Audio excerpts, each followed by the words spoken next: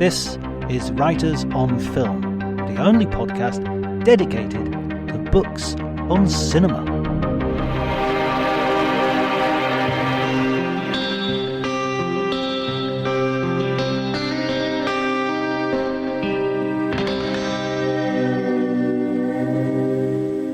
Hello everybody and welcome to Writers on Film. My name is John Bleasdale. I'm a writer and film critic, and today I'm delighted to be talking to Dr. Michelle Moore, Professor of English and Film at the College of DuPage. Where is that, Michelle? It's a small college that is right outside of Chicago in Illinois in the US. Wonderful, wonderful. Well, thank you for joining me. I'm really looking forward to this conversation because Thank you for inviting me and for having me here. I particularly wanted to talk to you because you know how you have you have holes in your film knowledge, and one of those holes was definitely John Waters for me. I knew Hairspray, and I knew his live appearances when he was doing book tours, I think he still is as well. But I didn't really know his filmography that well. And then this summer, just for some reason I thought, you know what, I'm going to watch some John Waters films.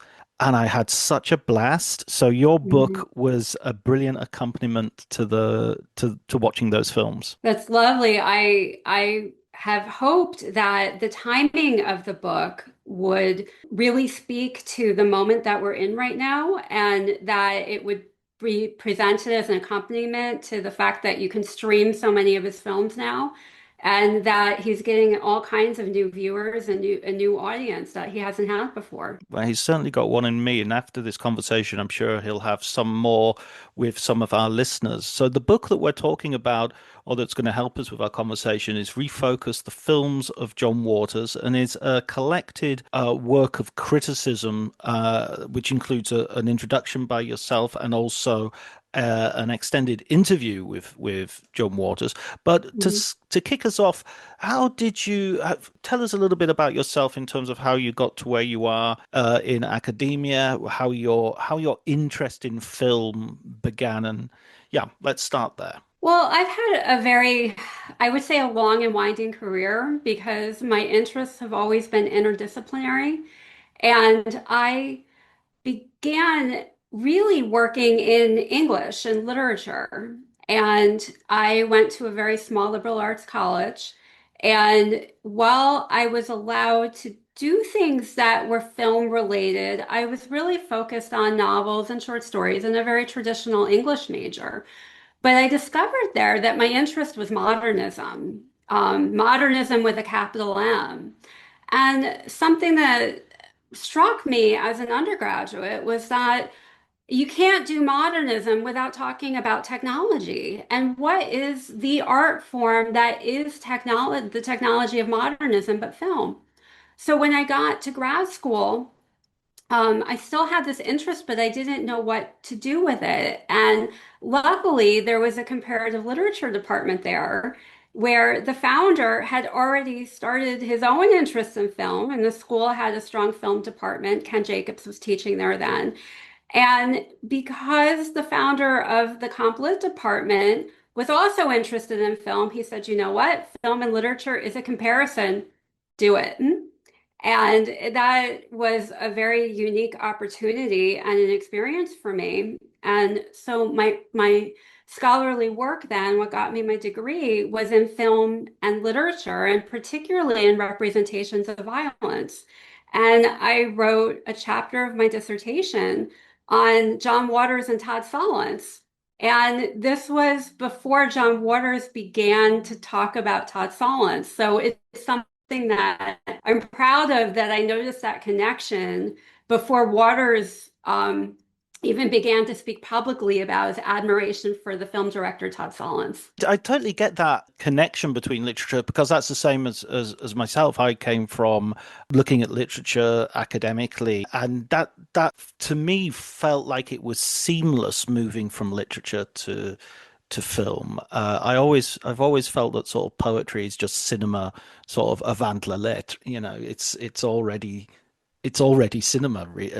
You know, you get swooping shots in Shelley the way you do in Scorsese. I agree. And then it begins to flip back the other way when you begin to notice how many writers became screenwriters in Hollywood, right? And for the longest time, to we didn't talk about in modernist studies the screen careers, the film writing careers of the big modernist writers. And here I'm thinking Fitzgerald Faulkner, Dorothy Parker, right? It was something almost taboo, right? Mm. Because modernism is supposed to be so non-commercial. And the idea that these writers needed money and had to go to Hollywood for it was just so distasteful, I think, in modernist studies for so long. And of course, that's flipped, I would say, in the last decade. And I found one of Faulkner's quote unquote missing screenplays, Dreadful Hollow, which is a vampire screenplay, Oh, and wow. found it in the archive, wrote extensively about it. And I I did it at a time where there really wasn't that much being written about Faulkner in Hollywood and Faulkner in screenplays. And of course, John Waters is just an avid reader. You know, he says, don't don't fuck anyone if you go to their house and they don't have any books, right? So in his house, even, it's just bookshelf after bookshelf. He is such an avid reader, and you can see that in his films that he's working between film and art, physical art, and paintings and photography and writing. And I think that's one of the things that I really like in my filmmakers when they themselves are interdisciplinary and know their histories and know that, as you said, that filmmakers were poets and poets were filmmakers in the early days and then they were again. And I think that's exactly how John Waters positions himself and thinks of himself as a multimedia artist. Absolutely, yeah. I mean, you look at someone like Jean Cocteau in France, or for that matter, I mean, I think of the modernists, the Irish modernists like Joyce and Beckett, and Beckett's got Laurel and Hardy all over, and works with Buster Keaton in film. And Mhm. Joyce was a manager of a cinema in Dublin, very briefly, albeit, but it was the first cinema in Dublin that was managed by James Joyce, would you believe, before writing perhaps the most cinematic novel ever written with Ulysses, which has all these cinematic techniques folded into it. That's exactly it. And you begin to see in the novels through the 20th and now into the 21st century that film is becomes the way the film language is the way in which writers are describing their world. It's utterly fascinating. And I think once you begin to see it, you can't unsee it. And I'm also interested in how filmmakers are um, using language, right, to create visual double entendres and um, there's a great one at the beginning of Mondo Trasho where the very young Vivian Pierce, right, is dressed as the bombshell and her blonde hair, and she's the bombshell. And she gets on the bus, and everyone's looking at her, and she takes out Kenneth Anger's Hollywood Babylon. I mean, talk about bus reading, right? And at that Mm-mm. time. And so here you have the bombshell reading, and what she's reading are bombshell discoveries about Hollywood, right? Better or for worse. And I just love that kind of interconnected visual pun. And she's reading, and she's a bombshell, and there's bombshells, and then it's setting us up in this very early Waters film for the other bombshells that are going to come in the newspaper, right? And the other bombshells he's going to show us. Absolutely, and there's also that sort. Yeah, those puns go all the way through it. Probably most famously with the end of Pink Flamingos, where where something happens which is literally tasteless. And yet at the same time, the reason we're disgusted by it is the notion of taste. That what does that taste of that you're seeing being eaten? So, there's a weird paradox in there as well. What was your sort of first encounter with John Waters? I don't mean like literally physically, but I mean in terms of his movies.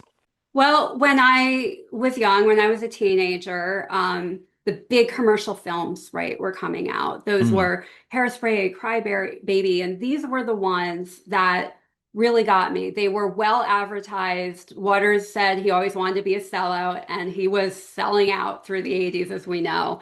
And so those were the ones that I first had access to.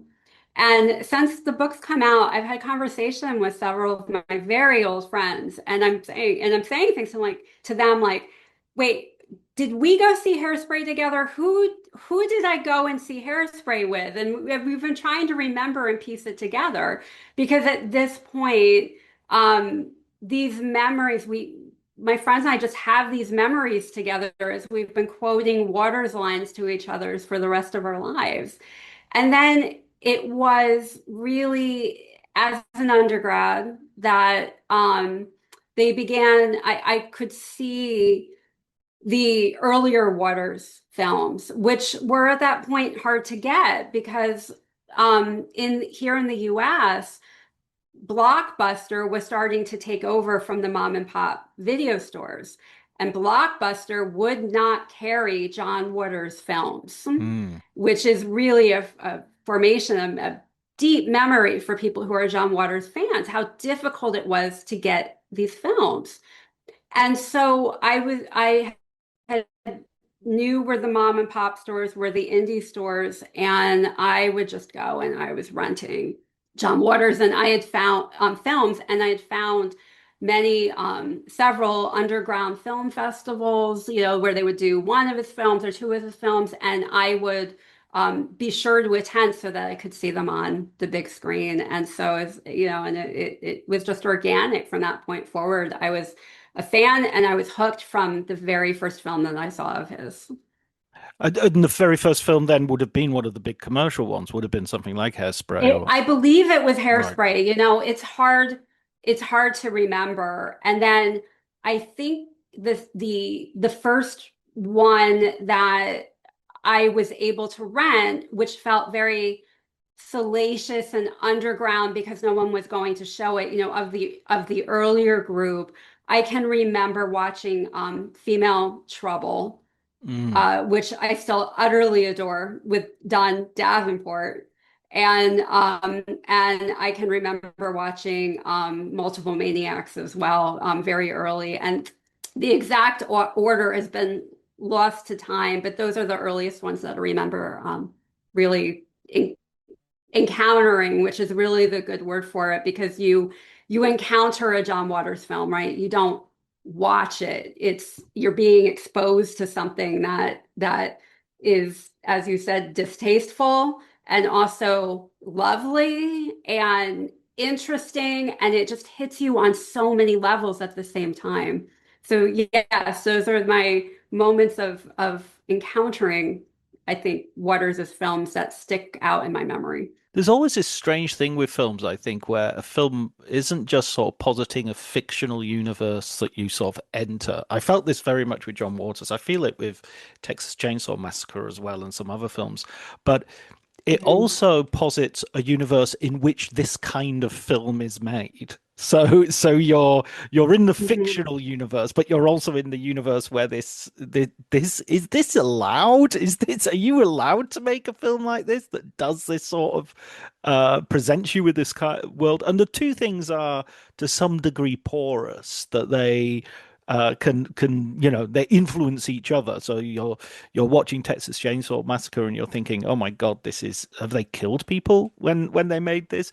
And when you're watching Pink Flamingos, you might be thinking, have they killed chickens when they've made this? And I suspect that's why Waters is so drawn to horror, right? Mm, And even though he'll always name Serial Mom as his stand-up of a horror film, his favorite one, all of his films are horror filled, horrible, and about horror.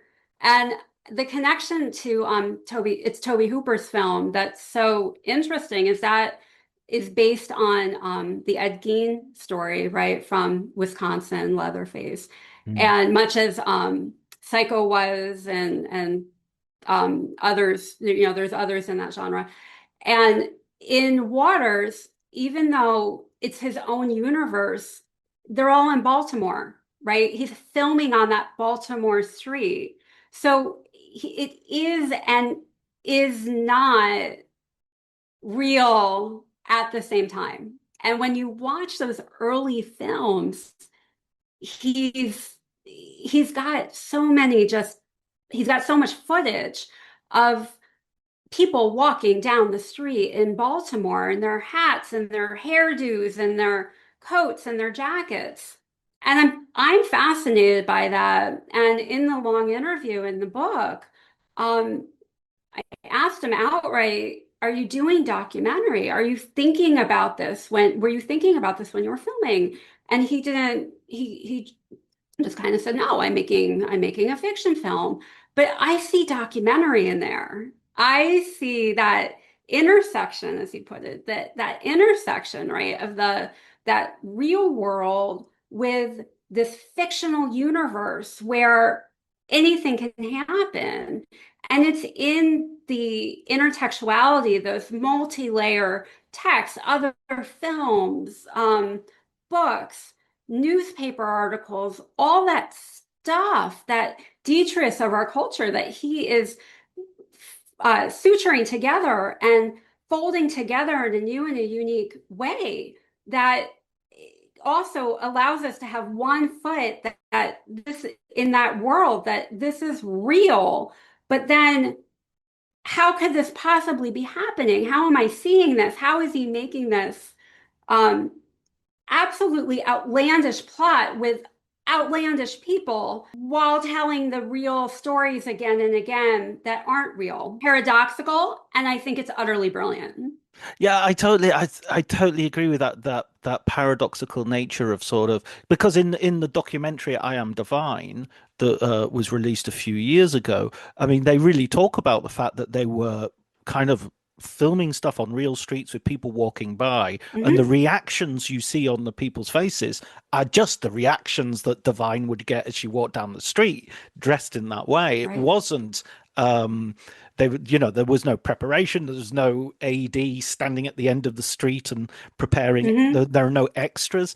And so in a sense I totally I would totally agree that there is an element of documentary. And also, with that, I don't want to focus too much on this because it's such a famous shot but the insistence on not faking the dog shit moment Hmm. strikes me as a documentary decision. You want to Hmm. give the audience something which can't be explained away, and so well, if you're making just something which is a fiction film, that wouldn't be necessary because all you need is the effect. You don't need the actual thing. And this is that moment of movie magic, right? Mm, Because, and well, I write about that moment with Divine where she yeah. eats the dog shit. And she is doing that. Well, we see the dog first, right?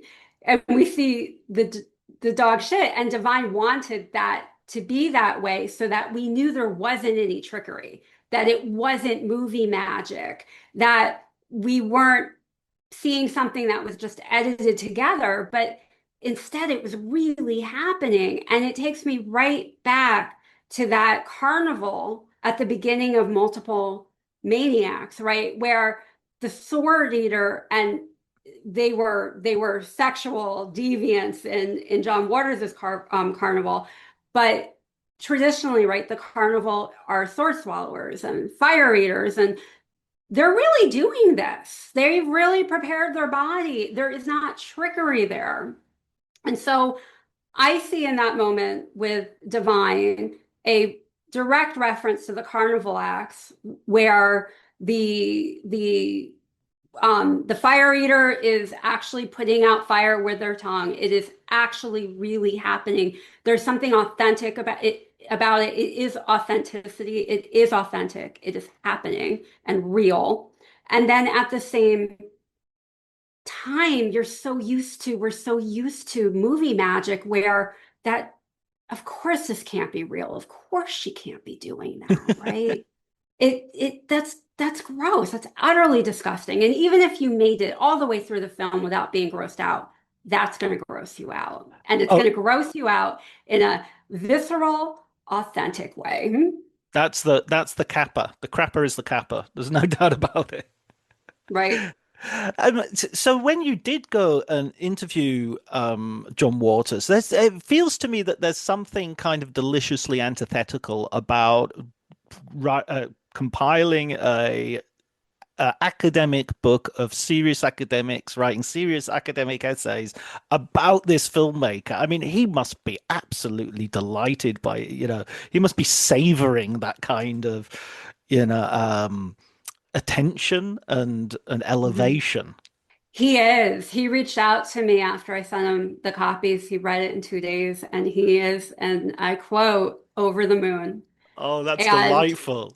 he is utterly delighted by the book and the way that it came out. And it's still utterly shocking to me how little academic work has been done on him because he's just so important. And getting the interview with him, we went to his home in Baltimore. Getting that interview was not so easy because he has spent the last 20 years of his life on stages giving interviews, right? There is Mhm. so much material by John Waters on John Waters that the book that doesn't really need to be done is the Waters on Waters, right? The proverbial Schrader on Schrader, Mm, the Hitchcock on Hitchcock. Waters has taken care of it because there's just so much material. Waters speaking about Waters. But to do an interview with academics for a book that was more academic, I had really hoped that we were able to get some different kind of material. And by putting it in a book with scholarly analyses, it would buttress and open up his comments in a way that we don't normally think about when he is being interviewed for a newspaper or is on the stage doing his Christmas show, which is coming up, right? We've heard him say so much, but there really was quite a bit left for him to say. Hmm?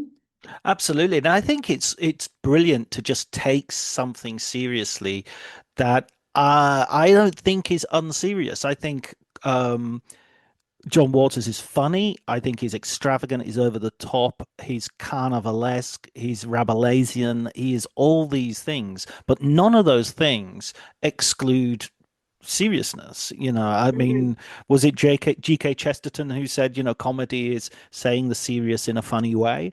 Um, all of his, I mean, this goes back to, what when you look at Multiple Maniacs and how he slides in the Tate murders in a way which is kind of outrageous, absolutely outrageous from one point of view, but also from another point of view is kind of saying this is also a commentary on the fact that we're living in this crazy sort of carnivalesque world. The world is a John Waters world. It's not like he's necessarily having to make that much up. That's exactly it. And when you think about a film like Female Trouble, he is drawing directly from the pamphlets and the books that were being written in the early 60s and the newspaper articles about how the teens are just rebelling and they're doing drugs and they're just rebelling. There's the whole scandal about the Go Ask Alice, right? Where a girl doesn't listen to her parents and she gets involved with bad group and she starts doing drugs and it just goes downhill from there. It's turned out to be a hoax, but it was an enormously important and influential book at the time. Jefferson Airplane even did the song, right? Go Ask Alice based on it, or White Rabbit. Oh, of And so course, Waters, yes. I always White assumed that Rabbit. was Alice in Wonderland for some reason. Yeah, yeah, and there's that aspect of it too. And Waters in Female Trouble very much takes pains that it's Dawn Davenport. She's just born this way, right? To quote Lady Gaga, this is just the way that she is. And her parents are perfectly nice people. Hmm? They're fine. They just want a regular house. And she is the one destroying Christmas over Cha-Cha heels. And then it just goes down, It's just but it's a hyper materialism as well of that's capitalism, isn't it? right? Everybody knows that. that Christmas where there had to be a Cabbage Patch doll, there had to be the first personal computer, and the Arnold Schwarzenegger film Jingle All the Way is an action movie based on getting your child the one toy that they want at Christmas. So it's again, it's sort of like it's an exaggeration and all the rest of it, but it's an exaggeration of something that exists. She's not wrong, right? She's We not we all wrong. want Char That's heels. the joke. And in rewatching it, doing this work, I have to say, I've been really wondering what would have happened if she got the cha-cha heels, right? Very That good she had point. a dream. And it's the Wizard of Oz, which Waters has spoken about as being so influential and loving so much. All she wanted was to go to Oz in a pair of cha-cha heels. She wanted her red sparkly shoes. And they wouldn't give it to her. She had to be stuck in the suburban life. And I understand that. I connect to that. I relate to it. And I think that's why the film still resonates so hard with the audience who could watch them.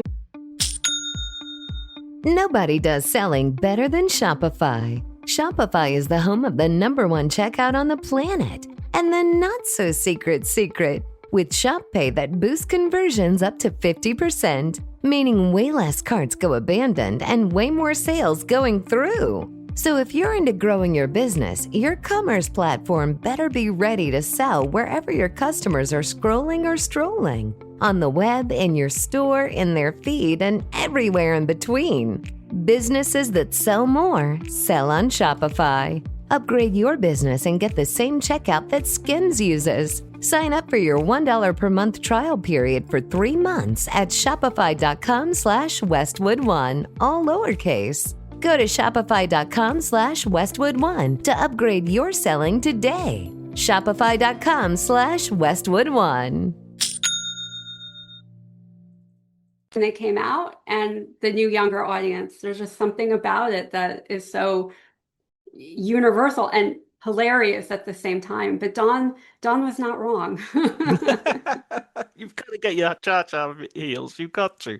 And I mean, there's so many moments in John Waters' movies which are, the WTF moments. I think of her being raped by herself in the sense that she plays the rapist as well as the. I'm talking about Divine here Yeah. um, in Female Trouble, and just how again that moment is sort of like such a meta moment. It's the opposite of the dog crap moment. It's sort of like this is purely fictional and yet at the same Mhm. time and purely movie magic, and yet at the same time it's weirdly not hiding it. You're kind of very aware. Oh, wait a minute, that's divine, isn't it?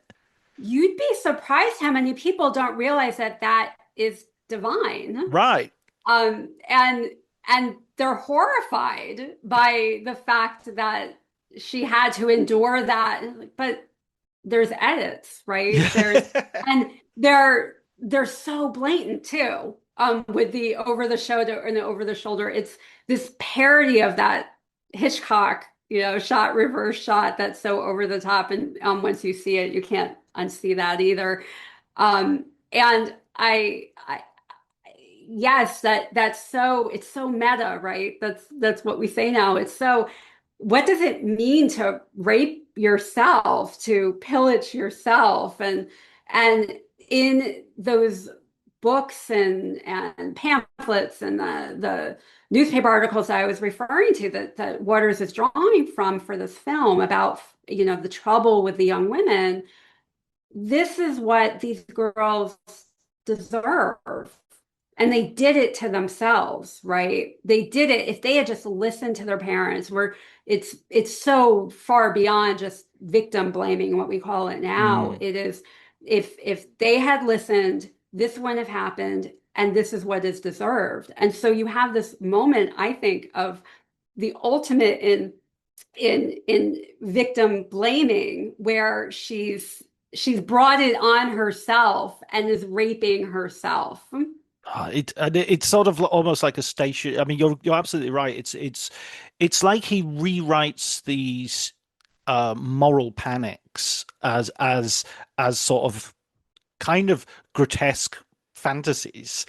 Hmm. And it's like a station of the cross for a fallen woman. You know, she has to leave home. She has to hitchhike. She has to be raped. She has to take drugs. There has to be an abortion or a unwanted pregnancy. All of these things. And Hmm. all of the things you shouldn't find funny, all of the things you should never joke about. I mean, we've just been talking using words like rape and rapist and sort of chortling along, and that of course, in polite society in the realms of academia, even God forfend on a podcast, that's sort of something you should never do, right? It should Yeah. never happen. But Waters allows that. He does. And Todd Solondz, who I wrote on in conjunction with Waters initially, Solondz does the same thing in Welcome to the Dollhouse. And Absolutely. in Welcome to the Dollhouse, you have that line that audiences didn't know what to do with, even though this was a well-received, that is only very well-received film, where at 3 o'clock today, Wiener, I'm going to rape you. And the theater would go silent because no one knew what to do with it. But the joke, in a very Waters-esque way, is that then at 3 o'clock, she shows up, Mm. which immediately made me think, this is how Waters would do it. This is she's showing up to her own destruction because she's interested, she's curious. And that's why Dawn Davenport left too. She wanted to get completely out of suburbia and see where life was going to take her. Liberation, freedom comes with a price, Mhm. and you've got to follow your narrative ultimately. And I think I mean, I've just watched Ballerina. Stay with me. Ball Ballerina from the John Wick universe. And I find that kind of film so more, the fact that that kind of film is like light entertainment now, in which you get hundreds of people brutally murdered for Mhm. entertainment without any consequence or context, without any connection to the real world, video game like. And that's considered, okay, nobody would ever say that's a tasteless film, you know. Mhm. I find by comparison John Waters's tastelessness moral. I find it Mhm. morally upstanding. I think there's a morality to it, which is almost like a disappointed romantic. It's like the world isn't good enough for John Waters. I think we can see this most readily in Serial Mom. I agree with Mm. you entirely. Where the etiquette, not recycling, gets you killed, right? The Yeah. etiquette of the suburbs, don't wear white shoes after Labor Day. And that's the big, showdown with Patty Hearst playing the juror, juror number, I don't remember which one it was, but the juror. Um, and she is wearing the white shoes after Labor Day, and Beverly Sutpin is just so utterly aghast by it. And there is a moral code to it. It's just different than the one that's put out there by a straight-laced heteronormative society. Who are the good people? Who are not the good people? We see this in Crybaby too. And these are and Hairspray, right? And the people who are considered just the height of society are racist and insular and frankly not very nice to the freaks and not very nice to the alternative people, as we used to call them, the underground. And Waters is nice to them. He not only do they come out on top in his films, but the way that he films them, the way that he frames them is never in an exploitive way. Though he might be drawing from exploitation film, he is not exploiting his characters in the same way that his original source material did. And that's the difference with Waters. he's very nice. He's nice when you meet him, and his characters, while doing things that, normal, the norms might not see as very nice. Waters is saying it's okay.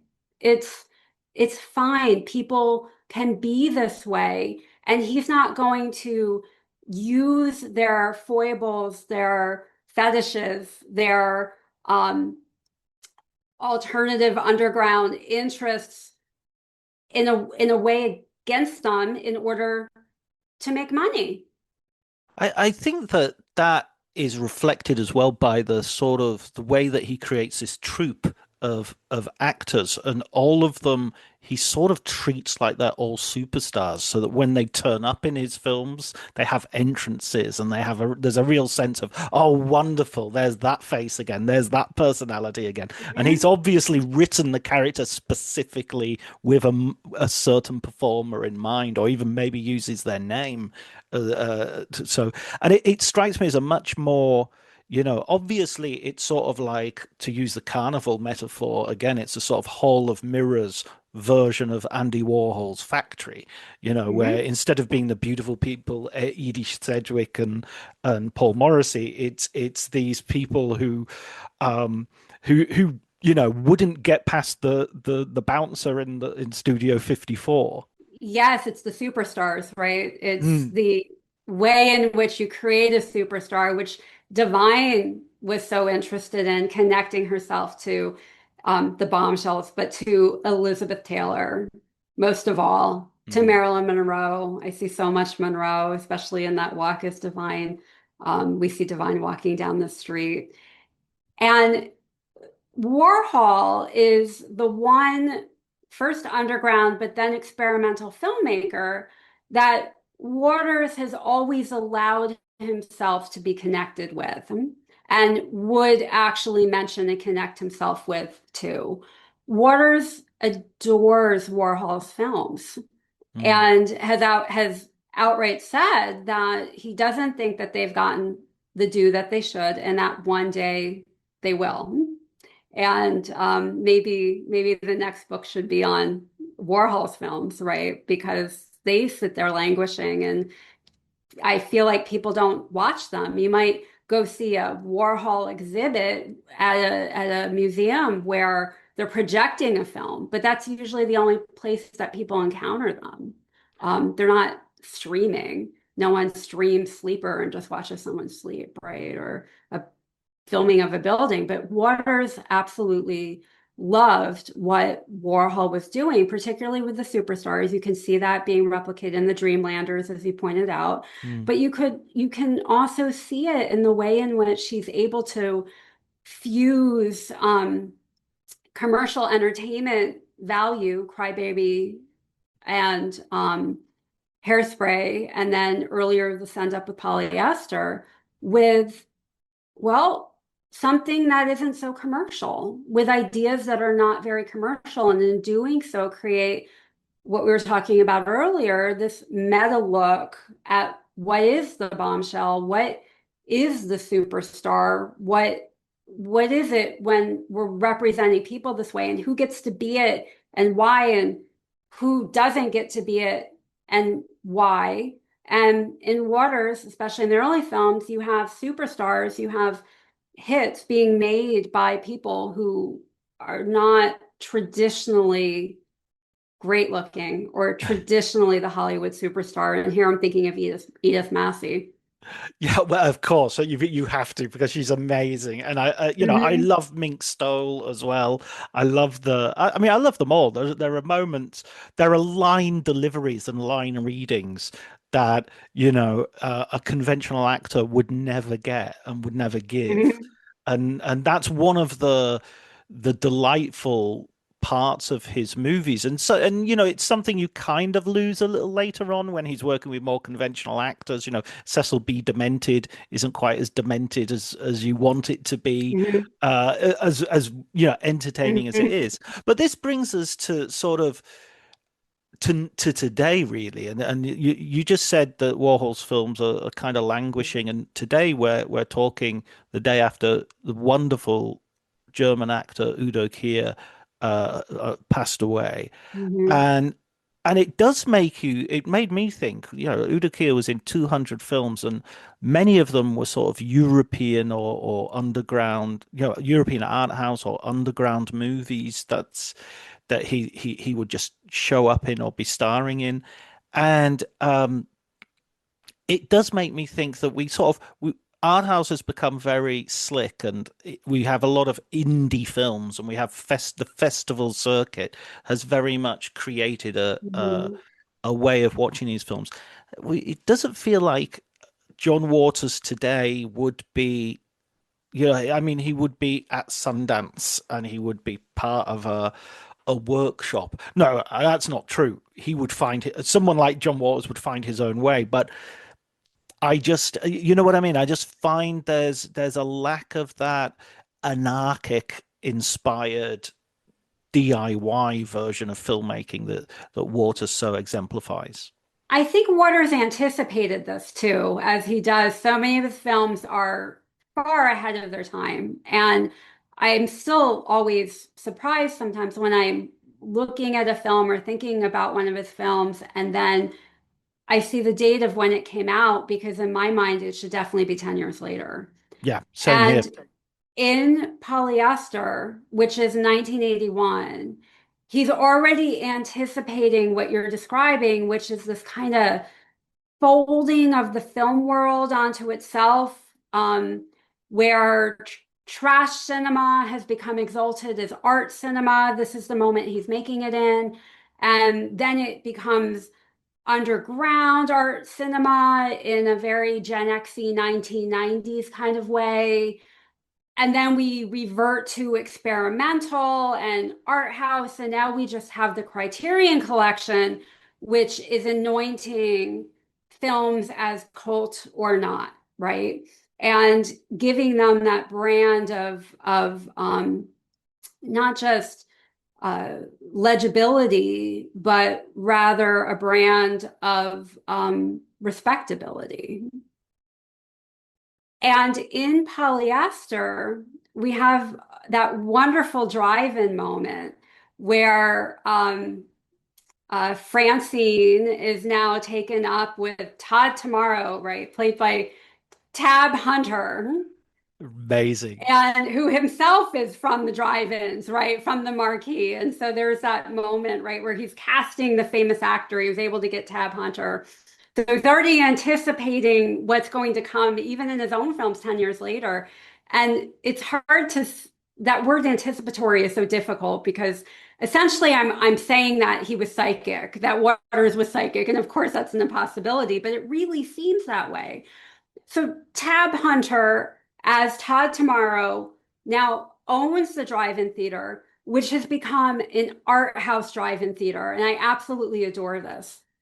And Francine Fishpaw is dressed to the nines in her style, and everyone else there is dressed as if they are at French Fashion Week, and French Fashion Week out of a new wave film from the early 1960s, or even, like a Fellini film, an Italian Fellini film.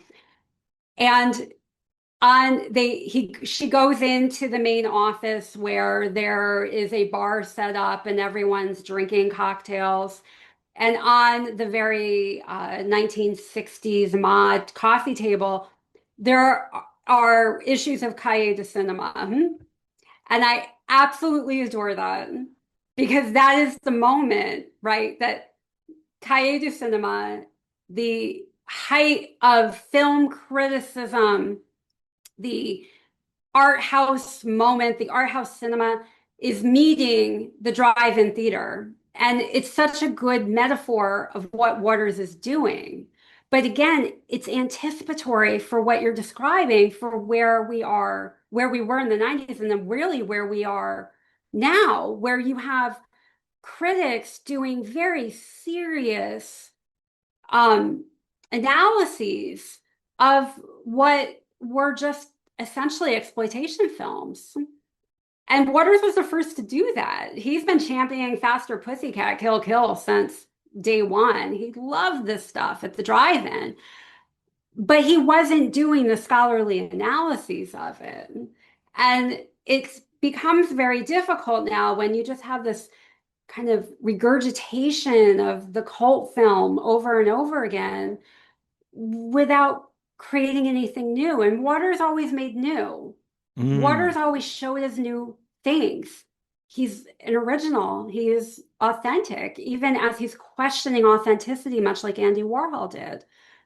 But now I'm seeing so much of that, just the endless recycling without commentary, without critique, like Waters did of these same old cult narratives. Um, and so, where is the young filmmaker, right, who's doing something different, who's commenting on this, who's um, and I can't imagine what it would be, but as they say, right, you know it when you see it. oh, absolutely. And I think that's just so in line with what I think. I always feel that the worst thing that, for me, one of the enduring symbols of the cul-de-sac that we seem to find ourselves in is the Criterion closet, where Mhm. everybody seems to dream of going into a place to buy fucking DVDs. I mean, Yeah. is that it? Is that where we are now? That we're watching Willem Dafoe say, "Oh yes, and another one by Lars von Trier. I'll pick this up." You can have any of these for free. You don't.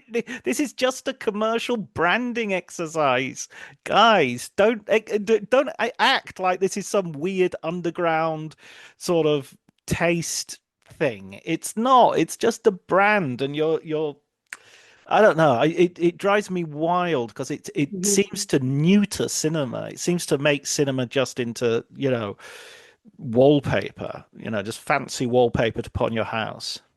Precisely. And the idea of the physical DVD is posited against streaming as a kind of antidote, as if that DVD is not or was not already, um, a movement forward from the theater, from Yeah, the art that it's again, and as you said, it's the commercial project. And I think Waters also, again, to use that word, anticipates this with Pecker, right? And you had mentioned Cecil B. Demented, which is for me, um, they literally brand themselves with their favorite auteur. So, and he's a brand, Waters is a brand by that point too.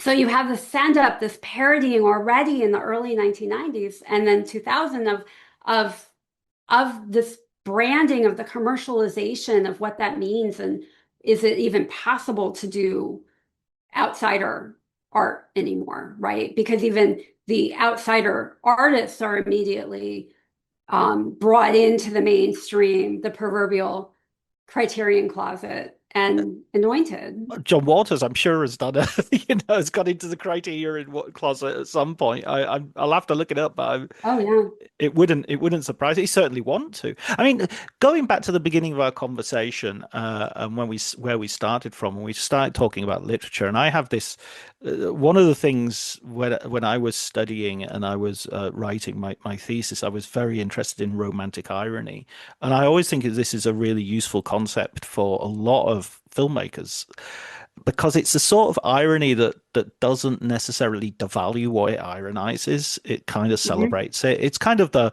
you know, joking, not joking sort of irony that allows you to both interrogate something and at the same time still have that thing. Not not necessarily. And I see that in Waters, although in a way, his celebrations are too exuberant for irony. There is a genuine sincerity there. But when he says, I want to sell out, I can't wait to sell out, that's not just being ironic. He's quite genuinely sincere about that as well. But I do Mhm. feel that there is, if he's a romantic ironist, it would be with a capital R and a little I, I think. I can absolutely say that or see that. And bringing up romanticism, and I think of it with that capital R romanticism, Mm, right? That it's it it really is was started as antidote to what would be the eventually that scientific, technological, modern world. And so that idea of that ironization gets scooped up in the 20th century by the filmmakers and also by the writers who are writing about what I like to think of as the thinginess of the thing, right? I'm thinking of Gertrude Stein here, an Mm, umbrella. And Joyce does that, right? The thinginess of Dublin, right? mm, The thinginess of the thing. And I feel that in Waters too, right? And it's what you're describing, where you have this, as you said, it's the ironization of the thing. We can dissect the thing almost as a cubist would, right? And or a extreme postmodernist, which was only barely a word when Waters was starting to make films. Um, and and yet we don't lose sight of the fact that object is still there. And though I am pulling it apart and looking at it from all these different sides and all these different facets, it's still there. It's still a thing. I'm not, and often when we think about pulling things apart and analyzing them, right, we're thinking psychoanalysis. mm, And we also are thinking commercialization. That's that exploitation. It it devalues the thing in so many ways. You want to keep it whole instead of looking at the parts. But when you start to look at the parts of a John Waters film, it elevates the whole, and he's doing the same thing with his with the Dreamlanders, with the actors, with the subjects, with the materials that he's putting together. It's not a pulling apart to make it more to commodify it, to make it more of a easier exploited for commercial gain, but rather to make it more interesting and to make it more beautiful, like a faceted diamond. yeah, I totally agree. I mean, ultimately, we might think, that wanting cha-cha heels is lunacy, but at the same time, utterly agreeing that cha-cha heels would be the best thing in the world. Mhm. We want our cake. We want to throw it in someone's face and we want to eat it. So it's three times over that cake is going to be used in that metaphor. Um, so, Michelle, what are you looking at next? What is your next project? Have you got something else lined? I don't have anything lined up. I'm in that wonderful period between projects where I'm looking at the past. What is it that I had started and put aside and maybe want to start working with again? And I'm also taking a lot of long walks and seeing what is in my head that hasn't come quite to fruition yet.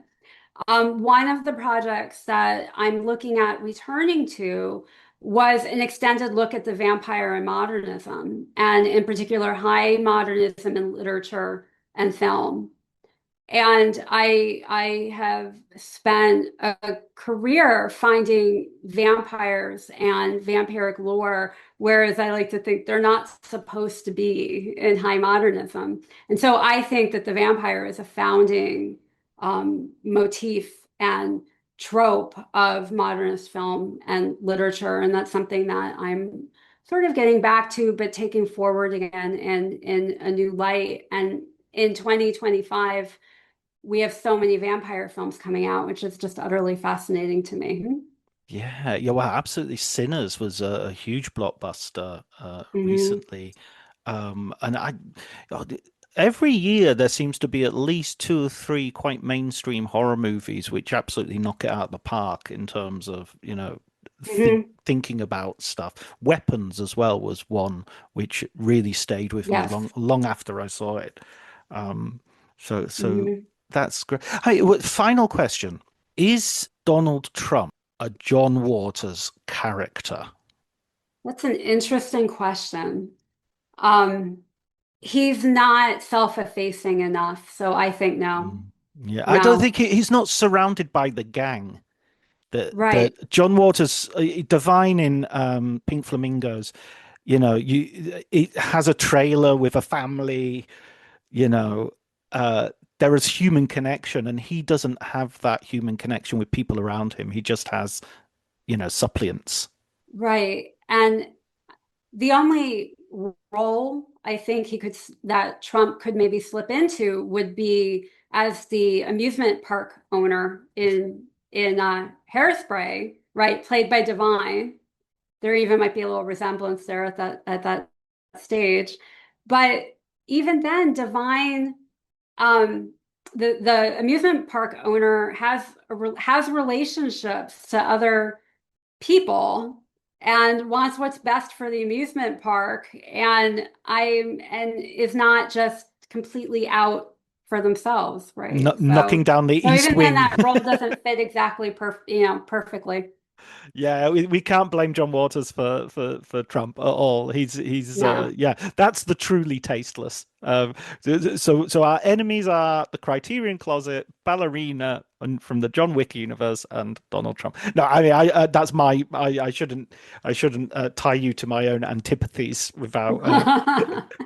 Now, Melania Trump is an interesting question, No, whether she's in the universe. yeah, yeah. I mean, I do think the whole fact that they're trashing the White House and putting, gold everywhere and, putting cement over the Rose Garden, there is something weirdly punk about it. I mean, I don't like it, but there is an element that, that it could have been written by some sort of science fiction punk writer. I could see that, but I guess I feel like there would be more skateboarding allowed in the Rose Garden. Exactly. The Ramones would be playing on the roof of the White House at that point. Exactly. Exactly. There'd be the fun aspect to it, right? It doesn't feel fun. It No, doesn't feel like anything goes because that's way more fun than the way things have been. absolutely. It doesn't have the carnivalesque. That's what we really need, the carnivalesque. Exactly. Well, listen, Michelle, it's been an absolute pleasure talking to you. I love talking to you about John Waters, and I'd love to have you back anytime you like to talk more. Oh, thank you very much. I would love to be back, and it's been a lot of fun. So I appreciate the offer.